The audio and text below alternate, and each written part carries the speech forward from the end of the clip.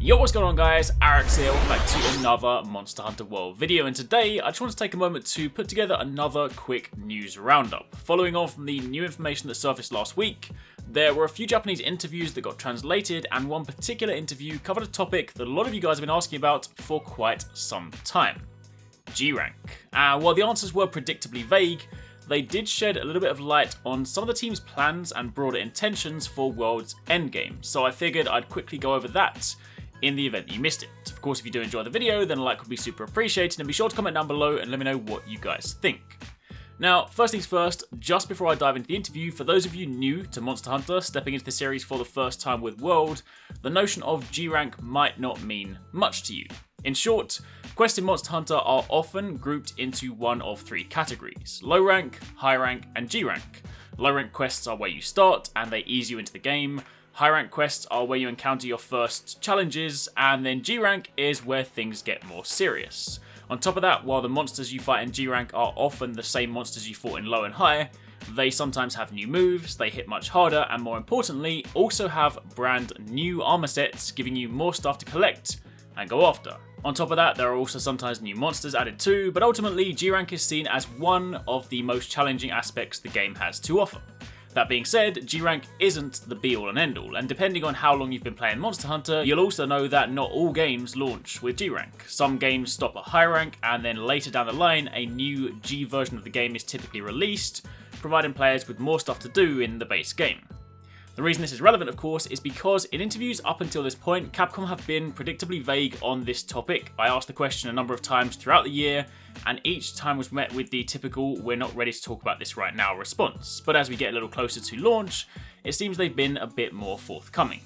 In the translated interview, when asked what will happen to G-Rank quests, the response was, "We haven't decided on that just yet. For now, we plan to use the current system as a base, perform a number of updates to it, and add more monsters." In addition to that, they also said, "We also want to add more endgame content and more ways to expand the way the game is played.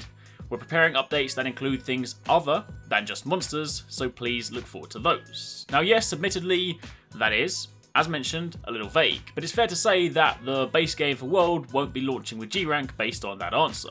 But honestly, that's really not a problem. Don't get me wrong, I love G-Rank just as much as the next person, but I'm also confident that the experience they intend to deliver is going to be great, and I'm super excited for it. And from what they've said, they've clearly got a lot of plans and ideas on how they want to expand the game. The fact that they mentioned the updates won't just be confined to monsters means they could go as far as to add new maps, new zones to explore, new armor sets, new gameplay systems, new challenges for us to take on, new ways to do quests, anything like that. We already know that throughout the year we'll be getting a number of free updates to the game, and those updates will add more monsters, and with each monster comes more armor and weapons to pursue. But the fact they're looking at ways to expand on the endgame experience is also rather interesting. Thinking about, say, how 4 Ultimate had guild quests and relic weapons, or how Generations had these special permits, there are lots of cool ways the team could provide us with more and varied things to do while still keeping us coming back. And again, if you go back to what I said at the beginning, if you've been with the series long enough, then you'll be familiar with this format. But if you haven't, then it honestly wouldn't surprise me if at some point down the line they released an expansion for World which then added G-Rank. Launch the game, provide us with free updates that keep us coming back, and then at some point later, maybe this year, next year, they could release a paid expansion that adds on the G-Rank experiences. With that, you'd then have a whole new tier of difficulty, likely more monsters, maps, armor, weapons, and more. But for now, that is all we have to go on. During this same interview, they also confirmed that Teostra and Kushala, the 2 returning Elder Dragons, will have new moves this time around, so they'll be sure to present a fresh challenge for all players, and they also confirmed that the gallery will be added in a Day 1 update, giving players the ability to re-watch all of those monster intros and any of the cinematics in-game.